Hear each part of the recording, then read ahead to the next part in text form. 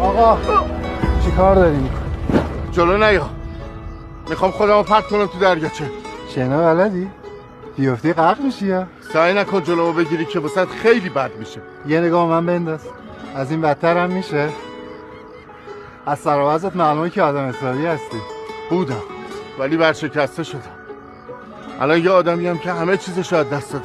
برشکسته یعنی یه چیزایی داشتی از دست دادی. من چی بگم که از همون اولی هیچ چی نداشتم. خانواده‌مو سرشکسته کردم، بدبختشون کردم.